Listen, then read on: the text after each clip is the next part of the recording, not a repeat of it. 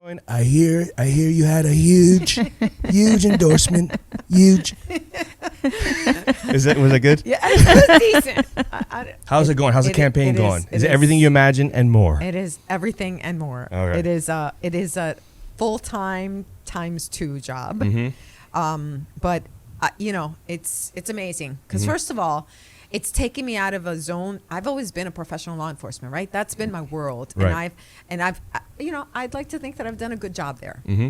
I have a reputation, I have relationships, and it's almost 30 years in this community, right? Yeah. Some of the people who are now chiefs of police and assistant chiefs of police in other departments, I knew when we were on the road as officers, right? Yeah. And we've come up in our own, and you have these relationships that you can now reach out to each other and build upon. So now I'm crossing this like imaginary barrier and saying like, to the whole community, here I am, right? And I understand that for the community, they're like, well, how are you going to do this job? You're a woman, that, and I get that. And I try to say to people in a nice way, I'm the one doing it. Yeah. Now. Yeah. Me. Still doing it. Mm-hmm. Not retired. Not 2 years, not 7 years, not 20 years. Still doing the job right now. And successfully. My career has been very successful. I've been very blessed in my career. Part of my career, I had the opportunity to go to the FBI National Academy. I graduated in 2016. And part of that process, I remained active, right? And I was very involved with the Florida chapter. I ended up going on their board, and currently I'm the first vice president. That's allowed me to keep my relationships across the country with other law enforcement leadership. Right? And what that is for those who may not know, it's the top 1% of law enforcement professionals. And it helps to keep us, it's a networking, it is about training, and it's about communication, right? So that we can keep the pulse of what's going on trend-wise. We don't reinvent the wheel. You reach out to each other, just like you reach out to your partner on your squad, right? Yeah. You can reach out to your partner across this country.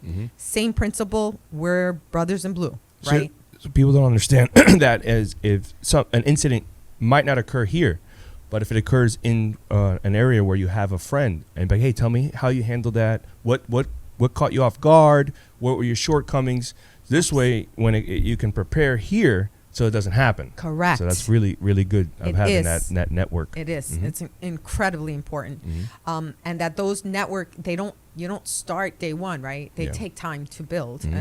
So that was part of my process. And the reason I'm trying to set that story up is because that began years ago for me, right? What I didn't know was going to happen, Nick, is that was going to be part of the foundation for part of my campaign, right?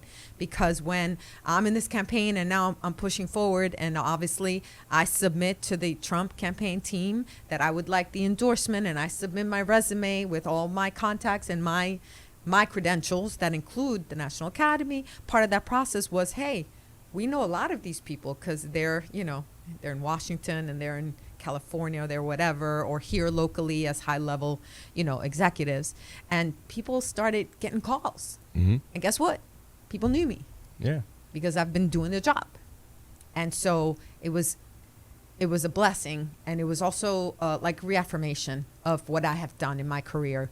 What I did way before there was ever a sheriff's office or that I would be running for a sheriff's office. So fast forward, that relationship led me to sit down with President Trump for 20 minutes and have a one-on-one conversation with him, which was surreal.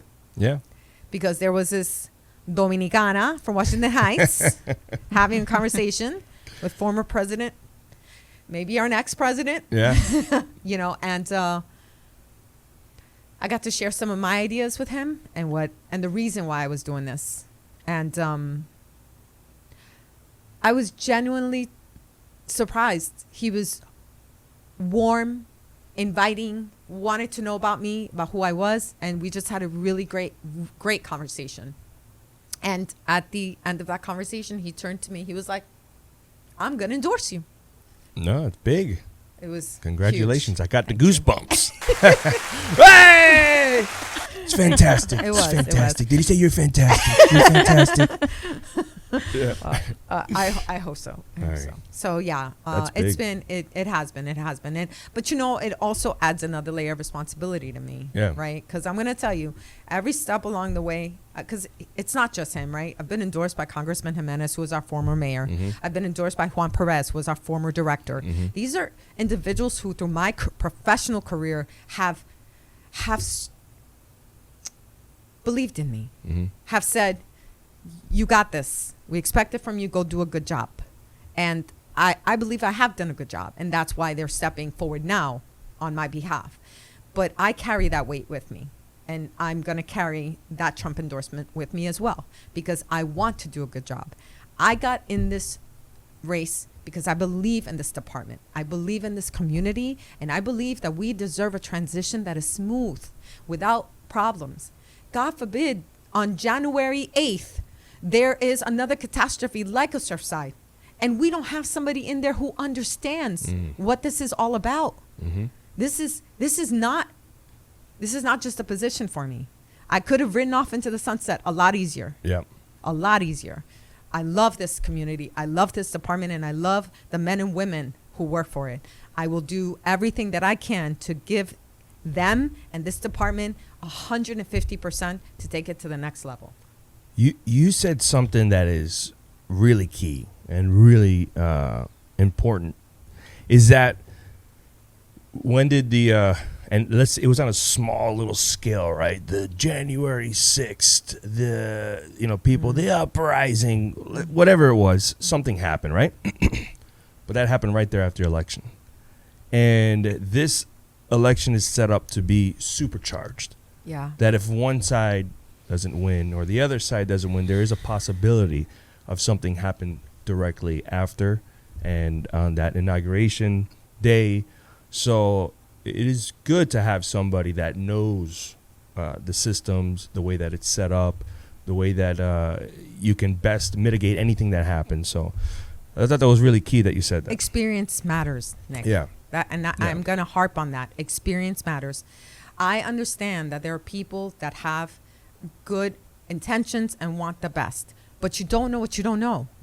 And I am the person that has the highest level of executive leadership in the police department, who's been a cop in this department, for almost 30 years. That's it. Let's just start there. Yeah. And we want to talk about moving us forward. Yes, that's what we're talking about. We're talking about creating a path for the next 20 years of this county, and creating a professional law enforcement sheriff's office, constitutionally based office. That's super important.